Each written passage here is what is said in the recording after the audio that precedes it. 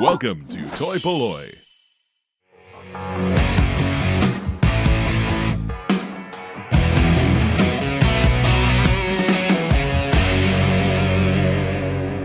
Hello and welcome to another video from toy-polloi.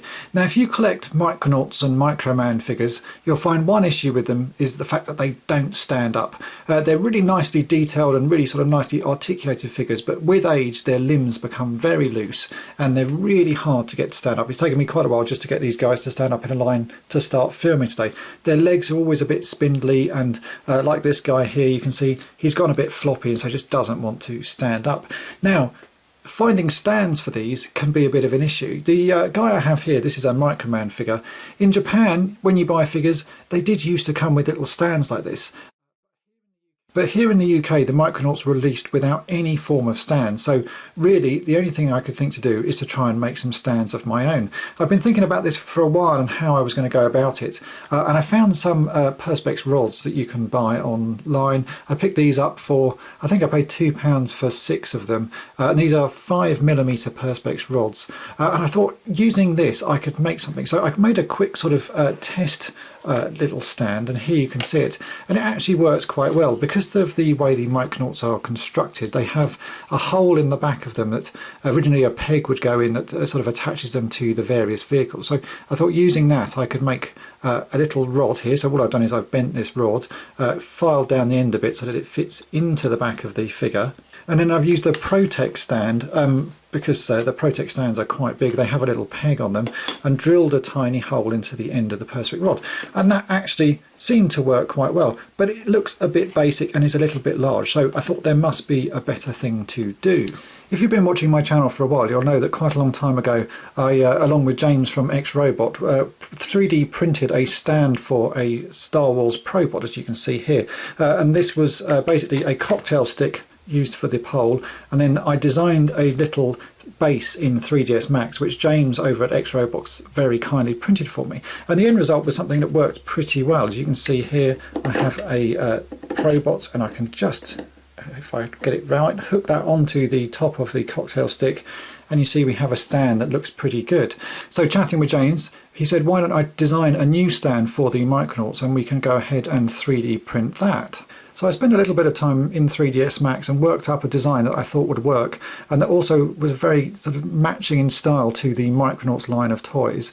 And I sent this over to James, and he had a quick look at it and suggested that maybe rather than printing the full pole, that I could do the Perspex rod idea that I'd already been working on. So it was decided that we'd cut it down to just the sort of base section of the stand that he would then 3D print and send over to me, and I would make the Perspex rod section.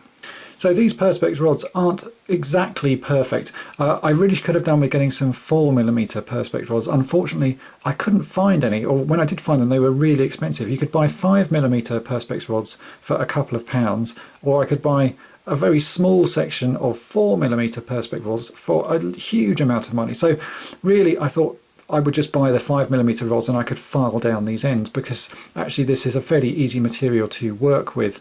So what you need to do with these Perspex rods is you can heat them up, and I have a hot air gun that you can get at most DIY stores. You may be able to use a hairdryer, but I only ever use the hot air gun, and you heat up the plastic. It doesn't take very long, just a few minutes of heating with the gun, and the Perspex becomes very soft, and you can then bend it. And I use a metal tin to bend the Perspex around to get a nice curve.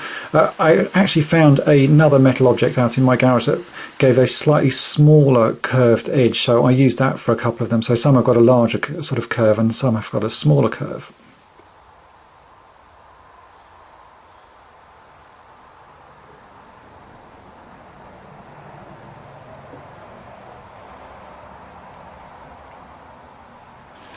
And so this is what I've ended up with, which is the 2 bits of the Perspex rod with the bent ends that I've added on. So you can see here, this is the one that I've bent around the smaller item, and this is the one that's bent around the sort of metal tin. So they've got slightly different curves. Actually, both will work. I just thought I would see what they look like, but I actually think the smaller curve is slightly better, but for the purposes of these stands I'm going to use both of these. So now what we need to do is to cut these down and sort of file down this end so that it fits inside the back of the Micronaut Time Traveler figure.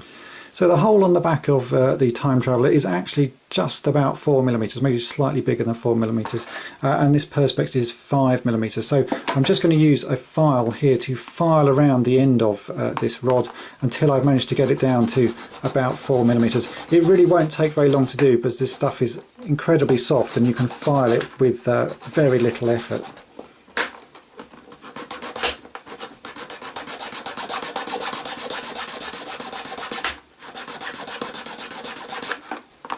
So with only a few minutes work, I've now filed the end of that bit of Perspex down so it's slightly smaller. It really only takes a few little bits of filing to get it down to about sort of just slightly over 4mm. You can see that now fits in the back of the figure quite nicely. So we're now just waiting for the 3D prints to arrive from James at X Robots.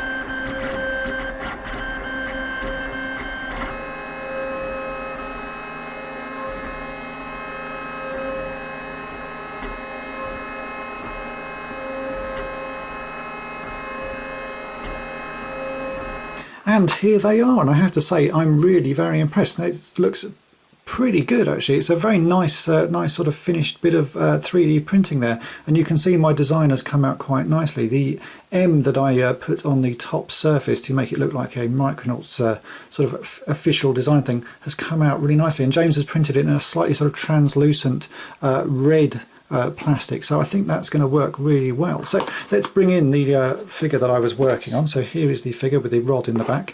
So what we've got to do now is obviously cut down this rod so that it fits in the hole that I put in the back of this. Now again, this is a 4mm hole because I was hoping to get 4mm Perspex rods. So what I'm going to do is I'm going to cut this rod down and then again just carefully file the end of it so that it is about 4mm, the same that I have done here, and we'll be able to slot that in and see if the figure stands up as well as I hope it will.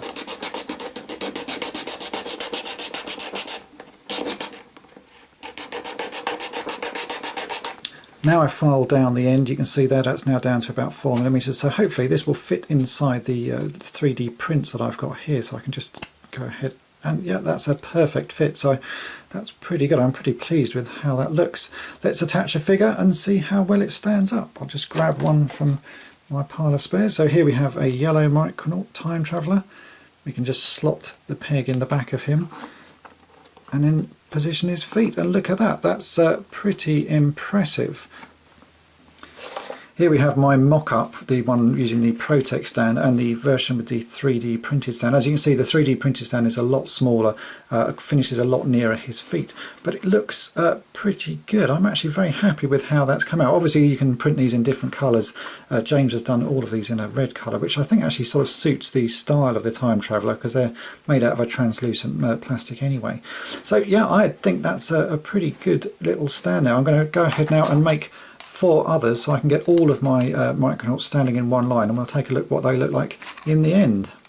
And here we have the 4 finished stands. Each of the Perspex rods took about 5 minutes worth of filing to get them to fit. As you can see, they do work pretty nicely. I'm actually really pleased with how this has come out. I wasn't expecting it to work so well, but they do look quite nice together, and they do hold the figures up. So all of these figures have quite loose legs and wouldn't stand up on their own, so this little addition of the Perspex rods certainly makes quite a big difference in being able to display them, because I can now put them on display and I don't have to worry about knocking them over or even just sort of breathing on them and falling over.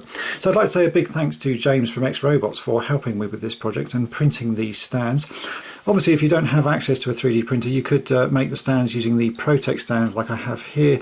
This one uses the same basic setup of the Perspex rod, but rather than filing the end down, I've actually drilled a 3mm hole in the bottom. Drilling the hole can be a little bit awkward, but it is possible. And as you can see, you can make a perfectly good stand out of the Protect stands. I've tried this with these smaller stands, but obviously the figures fall forward, so you do need these larger Protect stands to make that work.